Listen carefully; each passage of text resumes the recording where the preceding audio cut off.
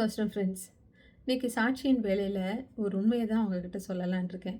நான் போன வாரம் ஃபுல்லாக போன வாரத்துக்கு முந்தின வாரம் ஒரு வாரம் இடையில வீடியோ போடாமல் இருந்தேன். அப்போ நான் சொன்னேன் சில பலவீனம் அதனால் உங்கள் கூட ஷேர் பண்ண முடியலைன்னு. அப்போ அதில் கூட 2, 3 ஒரு சிஸ்டர்ஸ்லாம் நீங்கள் உடம்பு பார்த்துக்கோங்க அப்படின்லாம் மெசேஜ் அனுப்பிச்சிருந்தாங்க. நான் அவங்களுக்கு ரிப்ளை பண்ணல. ஏன்னா அது சரீர பலவீனம் அல்ல, அது மன பலவீனம். நான் வந்து இந்த 1 கொரிந்தியர் ஆரம்பிக்கும்போது நெறைய பேர் வந்து அந்த வீடியோவ பார்த்தாங்க. அது நெறைய பேருக்கு பிரயோஜனமா இருக்கும்னு நான் தொடர்ந்தேன். என்கிட்ட கூட என்னுடைய வே ஆஃப் அப்ரோச்சில கூட மிஸ்டேக் இருக்கலாம். ஆனா, அத வந்து போக போக நெறைய பேர் விரும்பல. இல்ல ஒருவேளை நான் நான் சொல்ற விதம் உங்களுக்கு பிடிக்காம இருந்திருக்கலாம். இல்ல இன்னும் கொஞ்சம் ஆழமா எதிர்பார்ந்திருக்கலாம். ஆழமா இல்லாம போயிருக்கலாம். இப்படி போய்க்கிட்டே இருந்தது. ஆனாலும் நான் அத குறிச்சு ரொம்ப மைண்ட் பண்ணாம நான் தொடர்ந்து செஞ்சேன். ஏன்னா, அது எனக்கு ரொம்ப பிரயோஜனமா இருந்தது அப்படிங்கிறதுனால.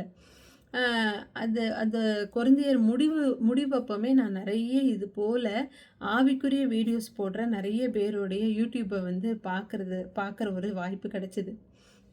அதிலலாம் பார்த்தீங்கன்னா, ஒருத்தங்களுடைய ஒருத்தங்களுடைய அந்த வார்த்தைய வந்து அவங்க வந்து தியானிச்சு போட்டிருக்கும்போது 15,000 போயிருந்தது.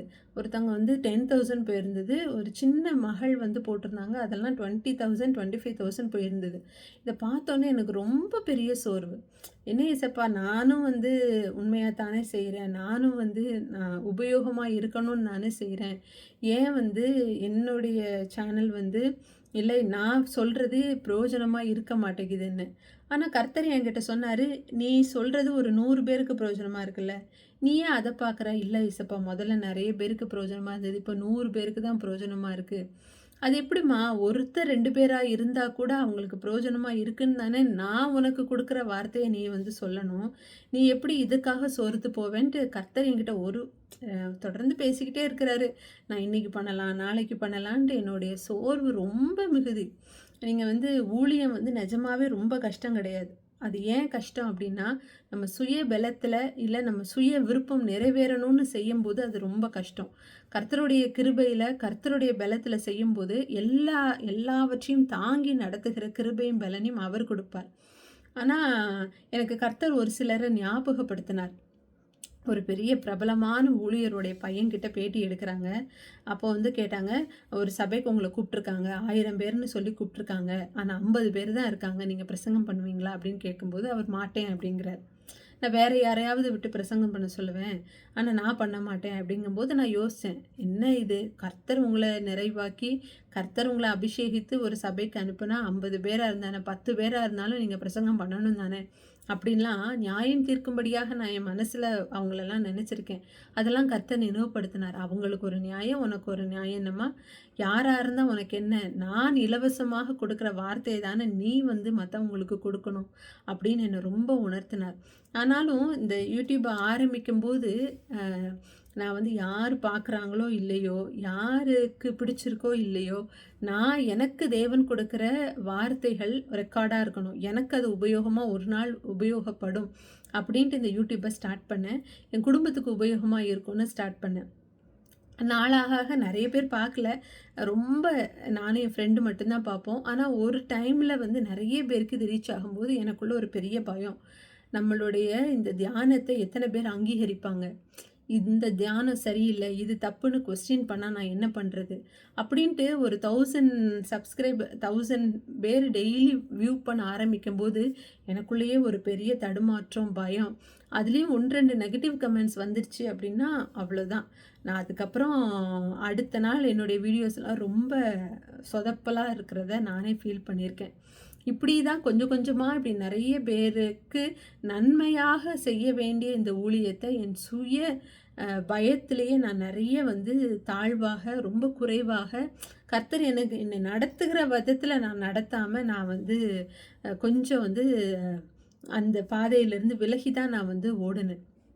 அதுக்கப்புறம் ஆனாலும் கர்த்தர் வந்து அவருடைய கிருபையை வந்து மாறாம, நான் எனக்கு சோர்வு வரும்போதெல்லாம், இந்த யூடியூப் மூலமாக நான் உங்ககிட்ட பேசுகிற போதெல்லாம் கர்த்தர் என்னோடு இடைப்பட்டு, அந்த வார்த்தையே எனக்கு பலனாகலாம் மாறியிருக்கு. அந்த அளவுக்கு கர்த்தர் வந்து எனக்கு கிருபை கொடுத்தார். இத நான் ஏன் சொல்ல வரேன்னா, என்னுடைய பாதைய நான் பார்க்காம ஓடி, பிறர் பாதைய நான் பார்க்கும்போது, என்னுடைய பந்தய பொருள் நான் நான் எவ்வளவு தான் ஓடுனாலும், இவ்வளவு தூரம் நான் ஓடி வந்திருக்கேன் இல்லையா?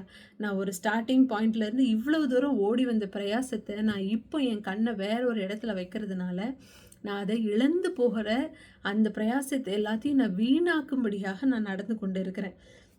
அப்போ கர்த்தர் என்கிட்ட சொன்னாரு, "நீ ஓடு. உன்னை வேகமா ஓட வைக்கிறதோ, இல்ல அந்த பந்தயத்தின் முடிவுல உன்னை பந்தய பொருள் பெற வைக்கிறதோ, அது என்னுடைய தயவு கிருபையில நடக்க வேண்டியது. நான் உனக்கு நியமித்த ஓட்டத்துல நீ தொடர்ந்து ஓடு. 100 பேர் பார்க்குறாங்க, 10 பேர் பார்க்குறாங்க, 20 பேர் பார்க்குறாங்க. யாருமே பார்க்கல. உனக்கு என்ன? இந்த ஊழியம் உனக்கு பிரயோஜனமா இருக்குல்ல. உன் பிரயோஜனக்காண்டியாவது தொடர்ந்து பண்ணுன்னு தான் கர்த்தர் வந்து எனக்கு கிருபை கொடுத்தார். அப்போ இப்படி அதாவது இது வந்து என்னுடைய பர்சனல் சோர்வு. நீங்க வந்து இத எந்த எந்த ஆங்கிள்ல இத வந்து பார்க்குறீங்க, வைக்கிறீங்கன்னு எனக்கு தெரியல. ஆனா ஒரு ஒரு யூடியூப்ல ஒரு பப்ளிக் சோஷியல் மீடியால வரும்போது, என்னதான் நல்ல ஊழியராக இருந்தாலும், இந்த தடுமாற்றங்கள் வரும்னு நான் வந்து நெனைக்கிறேன். ஏன்னா வியூவர்ஸ், சப்ஸ்கிரைபர்ஸ், லைக்ஸ், கமெண்ட்ஸ் இது எல்லாத்தையுமே நம்ம மைண்டுக்குள்ள கொண்டு வரக்கூடாதுன்னு நெனச்ச போதிலும், அது எங்கேயோ வந்து நம்மள டாமினேட் பண்ண ஆரம்பிக்குது. நம்மளுக்கு தேவன் என்ன கிருபை குடுத்துருக்காரு. எனக்கு இப்படி தான் சொல்ல தெரியுது. இதுக்கு மேல இன்ட்ரஸ்டிங்காவோ, பேக்ரவுண்ட் மியூசிக்கோடையோ, ஏத்த இறக்கத்தோடையோ எனக்கு சொல்ல தெரியல. ஆனா சொல்றவங்கள நான் தப்புன்னு சொல்லல. அது சொன்னா இன்னும் நல்லாருக்கும். இன்னும் இன்ட்ரஸ்டிங்கா இருக்கும் கேட்கறதுக்கு. எனக்கு அப்படி சொல்ல தெரியல. எனக்கு இதுதான் சொல்ல தெரியுது. எனக்கு இதுதான் வருது. அத நான் செய்யணும். எனக்கு ஒண்ணு செய்ய வரல. இன்னொருத்தங்க இத விட பெஸ்ட்டா பண்றாங்க. இதெல்லாம் எனக்கு கேள்வி கிடையாது. நான் செய்றத தொடர்ந்து செய்யணும். வேணா கர்த்தர்கிட்ட பலன் கேட்டு, கிருபை கேட்டு, இன்னும் நல்லா பண்றதுக்கு நான் முயற்சி எடுக்கலாமே தவிர, நான் இன்னொருத்தர பார்த்து என் ஓட்டத்த நான் குறைச்சு கொள்ளக்கூடாது. ஓட்டப்பந்தயத்துல திடீர்னு ஒருத்தர் நின்னா, எவ்வளவு தூரம் லேக் ஆவாங்க தெரியுமா? முன்னாடி ஓடுகிற எத்தன பேரு, எவ்வளோ பேரு முன்னாடி இருப்பாங்க. நான் என் ஓட்டத்த நிறுத்தினதுனால, நான் இன்னமும் ஃபர்ஸ்ட்ல இருந்து திரும்ப ஸ்டார்ட் பண்ணி ஓட வேண்டியது இருக்கும். நான் முடியுதோ இல்லையோ, ஓரளவுக்கு ஓடிக்கிட்டே இருக்கிறேன்னா, என்னுடைய தூரம் நான் என் பந்தயத்தை முடிக்க வேண்டிய அந்த தூரம் எப்படியோ நான் அதை நோக்கி போய்க்கிட்டே இருக்கிறேன். அதாவது என்னோட ஓட்டம் தொடர்ந்து கொண்டே இருக்கிறதாக இருக்கும். இன்னுமே தடைபடாததாக காணப்படும். நீங்க யாராவது உங்க லைஃப்ல இப்படி பக்கத்துல இருக்கிறவங்கள பார்த்து உங்க பிள்ளைகள் நிமித்தமா இருக்கலாம், உங்க வேலை, பொருளாதாரம் இப்படி எந்த ஒரு காரியமா இருக்கலாம். அவங்கலாம் பாருங்க எவ்வளோ சந்தோஷமா இருக்காங்க. அவங்க வீட்ல ஒரு கூக்குரல் இல்ல. எங்க வீட்ல அடிக்கடி சண்டை. ஐயோ! என் பிள்ளைகள் எப்போ பார்த்தாலும் நல்லாவே படிக்கிறதில்ல. ஹோம்வொர்க் பெண்டிங், டீச்சர் கம்ப்ளைண்ட் இப்படி எந்த ஒரு காரியமா இருக்கட்டும், கர்த்தர்கிட்ட எல்லாத்தையும் விட்டு குடுத்துருங்க. நம்மளுடைய வேலை ஜெபிக்கிறது மட்டும்தான். ஜெபத்துல கிடைக்காத ஒரு சமாதானம், டீச்சர் உங்க பிள்ளை சூப்பரா படிக்கிறான்னு இன்னைக்கு சொன்னதுனால கிடைச்சது அப்படின்னா, நாளைக்கும் இதே வார்த்தைய டீச்சர் சொல்லுவாங்களா? உங்க உங்க வீட்ல இன்னைக்கு இருக்கிற ஆசீர்வாதம் நாளைக்கும் இருக்கும் அப்படிங்கிறது உங்க கையில கேரண்டி இருக்கா? இப்படி எதுவுமே நம்ம லைஃப்ல கேரண்டி இல்ல. ஆனா கர்த்தர் தருகிற சமாதானம் இட்ஸ் ஸோ கேரண்டி. அதனால தொடர்ந்து ஜெபிப்போம். நம்மளுடைய பாதையில நம்ம தொடர்ந்து ஓடுவோம். பிறர் பாதைய பார்க்க வேண்டாம்.